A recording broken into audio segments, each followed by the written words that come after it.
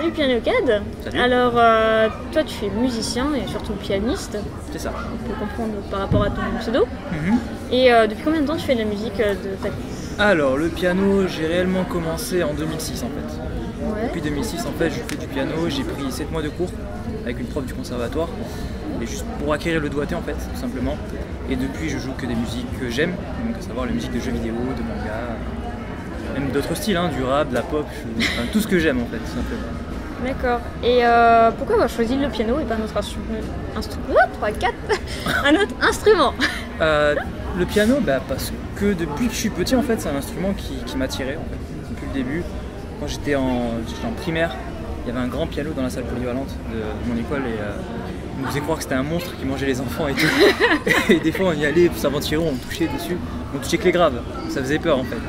Mais après, je trouvais que quand j'appuyais sur toutes les touches, en fait, je trouvais que c'était joli.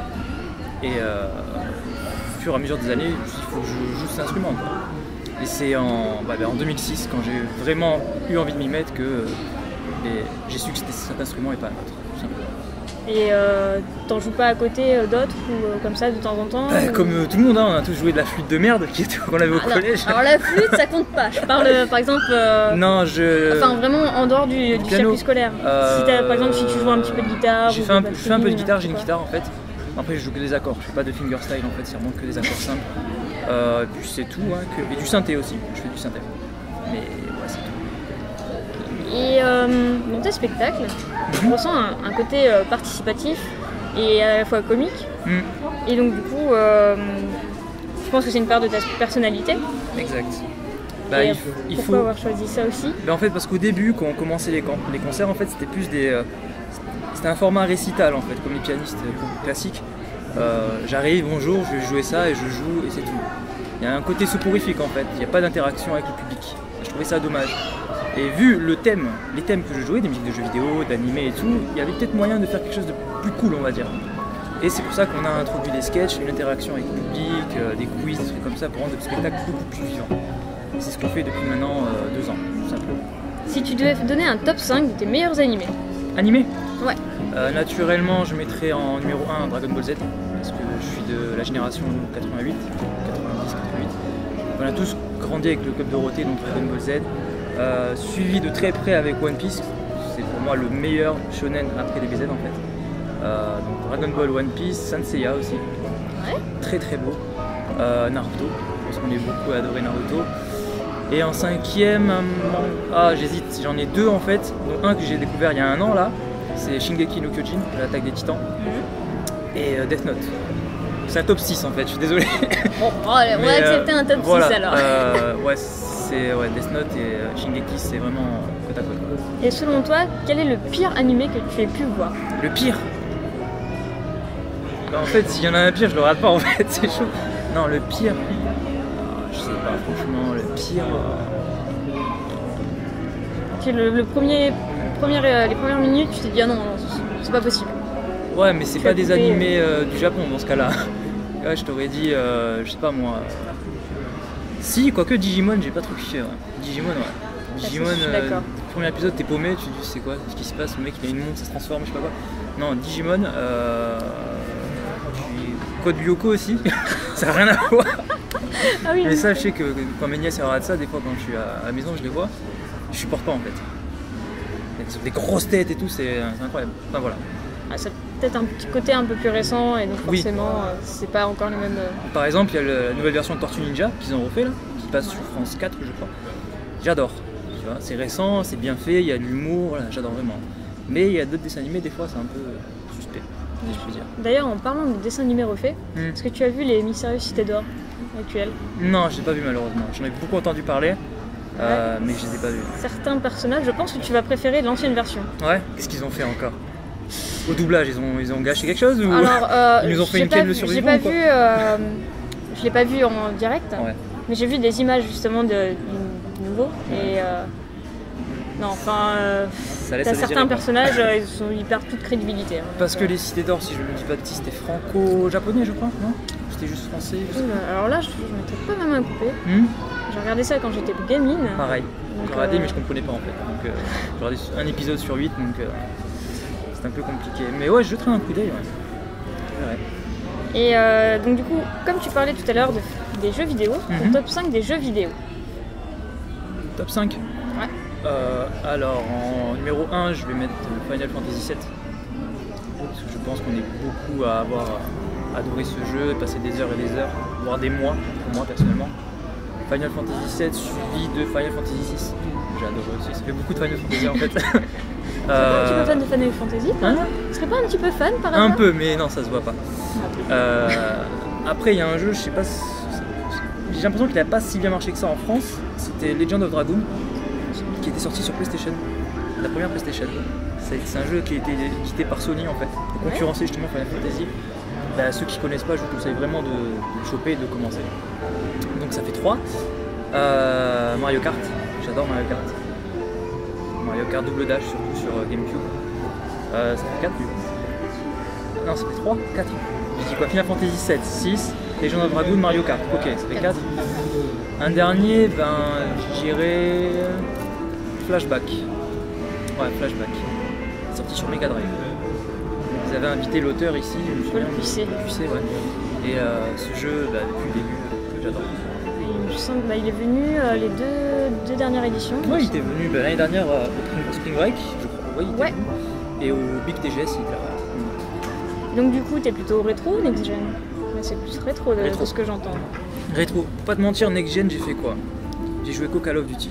C'est tout. Oh non, pas ce jeu. Je joue pas. Non, je joue pas. Je pense que je suis l'un des rares à ne pas jouer en ligne en fait. Je fais que le mode histoire. Je peux pas jouer en ligne. J'aime pas. Je sais pas. Autant j'adore Counter-Strike, jouer en ligne et tout, mais Call of je peux pas. Mais j'adore vraiment les histoires, Modern Warfare, les 3 premiers, excellent. Et du coup, t'es plus FPS sur le next gen? Bah, j'ai joué qu'à ça pour l'instant, donc peut-être. T'as pas testé les Tomb Raider? Non. Tomb Raider, je me suis arrêté au 2. J'avais fini, j'avais adoré, mais malheureusement, j'ai pas pu avoir le 3. Je crois qu'ils avaient fait un 3. Sur PS2, ils avaient fait, je crois, un 4. Je sais plus comment il s'appelait, mais les next-gen, non. Il y a un jeu qui m'attire en ce moment, c'est. Si, j'ai fait The Last of Us, pardon. J'ai oublié. Oh le boulet. Non, ouais, The Last of Us, c'est un jeu. Pour moi, c'est le meilleur jeu du monde en fait. Vraiment. Hein. J'ai pas eu l'occasion d'y jouer, mais j'ai que des retours. C'est un jeu, comme je dis, aux personnes qui n'ont pas joué, c'est un jeu en fait qui joue avec vos sentiments en fait. Passer par tous les sentiments, c'est incroyable. C'est vraiment un film, on vit le jeu quoi. Honnêtement, j'ai la chair de poule rien d'en parler en fait. J'ai des scènes et tout. Non, The Last of Us, ouais. Et là, je vais essayer de me choper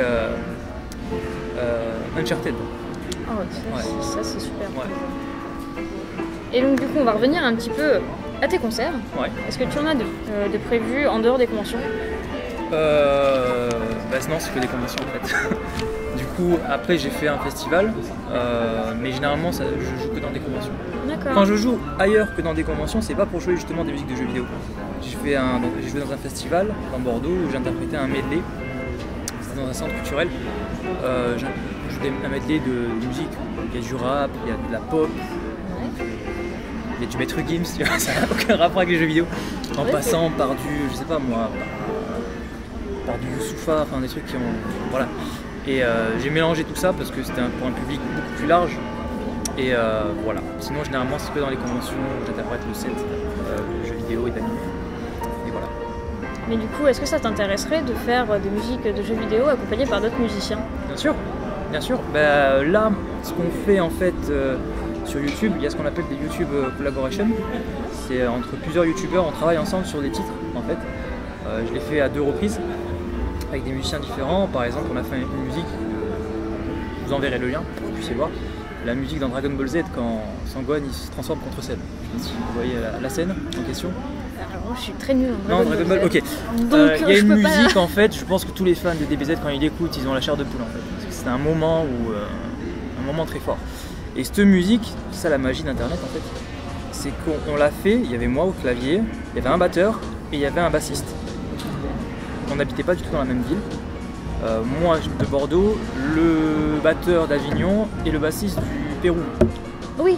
Ouais, ça n'a rien à voir là. Ah oui, oui. Du Pérou, donc voilà. Donc on s'est envoyé des vidéos interposées, on a tout mixé ensemble et ça a donné... Voilà. Et depuis quelques temps, j'ai fait quelques collaborations avec une chanteuse que je vous conseille aussi d'écouter. Elle s'appelle Mune. Elle est parisienne et elle chante. Elle, sa spécialité, c'est de reprendre des thèmes d'animé et de jeux vidéo et de chanter par-dessus en français en fait. Elle met ses propres paroles. Et c'est vraiment beau. Il me semble qu'elle était venue justement, je crois, à Paris Manga sur le elle était à Paris Manga, ouais. Kayane. C'est une pote à Kayane, ouais. Exactement. Donc ensemble, on a fait 3 vidéos. On a fait la première, c'était Braja de Fullmetal Alchemist. Ouais. On a fait quoi? On a fait Sherlock Holmes, le dessin animé.